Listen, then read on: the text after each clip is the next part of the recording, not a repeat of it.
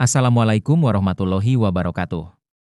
Selamat datang dalam presentasi yang berjudul Islam Asia Tenggara, Indonesia dan Malaysia Studi Kritis Konstruktivistik Sejarah Kebudayaan Islam.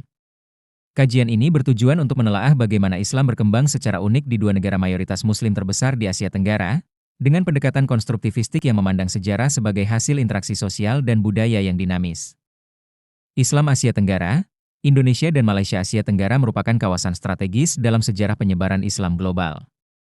Tidak seperti di Timur Tengah, Islam di kawasan ini menyebar secara damai, melalui perdagangan, dakwah, dan pendidikan. Indonesia dan Malaysia, meskipun keduanya memiliki populasi Muslim yang besar, menunjukkan corak keislaman yang berbeda. Indonesia mengusung model Islam yang moderat dan beragam, sedangkan Malaysia menampilkan wajah Islam yang lebih formal dan institusional. Studi perbandingan ini penting untuk memahami dinamika kontekstual perkembangan Islam di era kontemporer. Dinamika keislaman, Indonesia dan Malaysia. Islam di Indonesia berkembang dalam kerangka masyarakat yang pluralis dan demokratis. Ragam kelompok keagamaan, dari yang moderat hingga konservatif, menunjukkan adanya kebebasan berekspresi dalam kehidupan beragama. Sebaliknya, Malaysia mengembangkan Islam dalam bingkai konstitusional kerajaan, dengan lembaga-lembaga agama negara yang terstruktur dan kuat. Hukum syariah terintegrasi secara resmi dalam sistem hukum nasional. Perbandingan ini mencerminkan bagaimana struktur politik dan sosial memengaruhi wajah Islam di masing-masing negara. Sejarah masuknya Islam di Asia Tenggara. Islam masuk ke Asia Tenggara melalui jalur perdagangan dan migrasi damai sejak abad ke-13 hingga ke-19. Pedagang Muslim dari Arab, Persia, dan India menjadi agen utama dalam penyebaran ajaran Islam. Selain itu, komunitas Muslim yang menetap dan membentuk jaringan sosial juga berperan dalam menyebarluaskan nilai-nilai Islam kepada masyarakat lokal.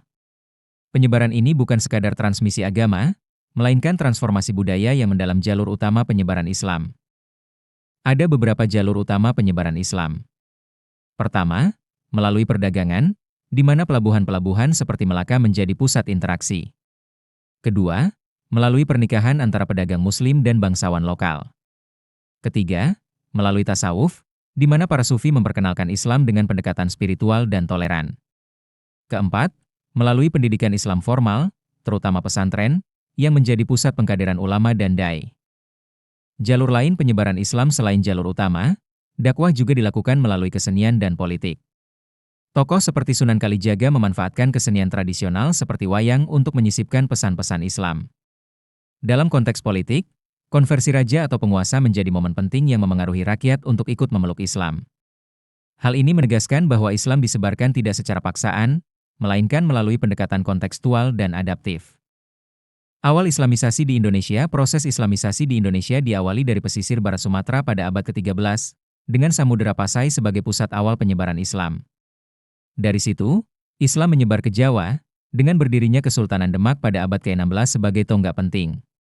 Peran Wali Songo sangat signifikan, menggunakan pendekatan budaya seperti wayang dan gamelan untuk menyampaikan ajaran Islam. Integrasi budaya ini menciptakan corak keislaman yang unik dan inklusif di Indonesia.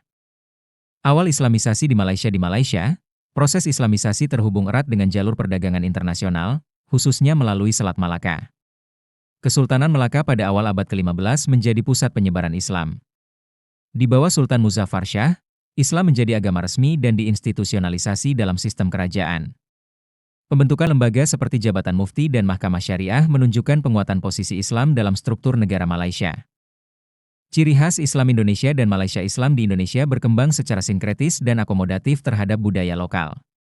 Pendekatan budaya, seperti wayang dan gamelan, menciptakan Islam Nusantara yang khas. Organisasi seperti Nahdlatul Ulama dan Muhammadiyah menambah dinamika pemikiran keislaman. Sebaliknya, Malaysia menampilkan wajah Islam yang lebih formal, terstruktur oleh institusi negara. Lembaga seperti JAKI menetapkan standar keagamaan nasional, meski menimbulkan kritik atas terbatasnya kebebasan beragama dan berekspresi.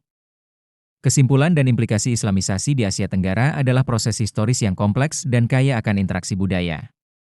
Islam menyebar melalui berbagai jalur, perdagangan, pendidikan, kesenian, dan politik, dengan cara damai dan kontekstual. Indonesia dan Malaysia menunjukkan dua model perkembangan Islam yang berbeda namun sama-sama valid. Kajian ini menegaskan pentingnya pendekatan inklusif, adaptif, dan berbasis konteks lokal dalam memahami dan mengembangkan dakwah serta pendidikan Islam di era global saat ini.